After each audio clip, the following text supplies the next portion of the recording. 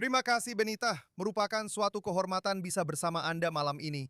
Dan ini adalah misi solidaritas kami yang ke-30 sejak 7 Oktober.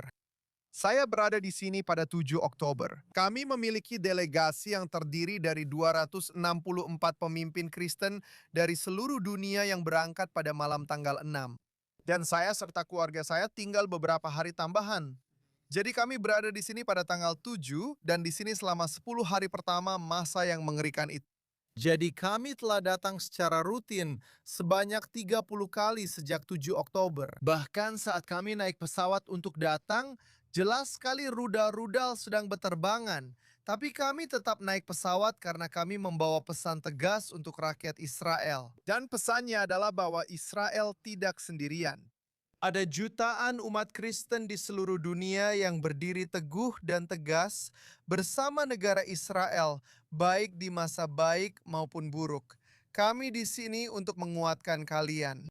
Dan sangat penting untuk mendengar pesan itu dan memiliki kunjungan-kunjungan seperti yang Anda jelaskan. Ceritakan kepada kami tentang kesan pribadi Anda berbicara dengan orang-orang di negara ini dari semua agama. Apa pendapat Anda? Apa yang paling berkesan bagi Anda? Yang paling berkesan bagi saya adalah hal yang selalu menonjol setiap kali saya di sini, yaitu bahwa etos, hati masyarakat Israel adalah hati yang menginginkan perdamaian. Ini adalah masyarakat yang telah saya dengar ribuan kali berkata, yang kami inginkan hanyalah perdamaian dengan tetangga kami.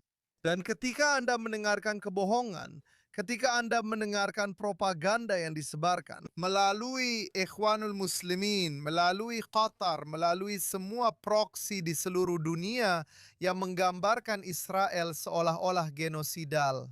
Dan namun ketika Anda turun langsung ke lapangan, Anda mendengar berulang kali dari orang demi orang, kami hanya ingin hidup dalam damai di tanah kecil yang kami tempati sebagai satu-satunya negara Yahudi, satu-satunya bangsa Yahudi di dunia. Jadi itulah pesan yang kami bawa kembali kepada dunia, bahwa rakyat Israel adalah orang-orang yang ingin hidup damai dengan tetangga mereka. Dan kami berdoa untuk perdamaian itu, dan kami bekerja untuk perdamaian itu setiap hari. Sungguh pernyataan yang sangat kuat dan kita baru saja mendengar kata-kata dari utusan khusus baru Israel untuk dunia Kristen, George Dick. Bagaimana anda menggambarkan hubungan saat ini antara Israel dan komunitas Kristen secara global? Singkat saja ya. Tentu saja ada 2 miliar umat Kristen di seluruh dunia. Sulit untuk mewakili semuanya. Saya bisa berbicara lebih khusus tentang dunia Kristen evangelis, yang jumlahnya sekitar 700 juta dari jumlah tersebut.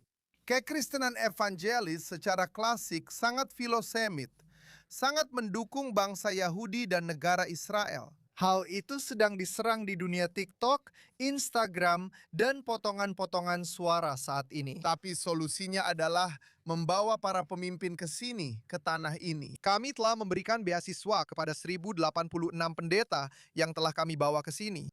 Sejak tahun 1994, kami telah membawa total 40.000 orang, tetapi kami telah memberikan beasiswa kepada 1.086 pendeta. Ketika Anda membawa mereka ke tanah ini, mereka melihatnya sendiri dan itu mengubah segalanya.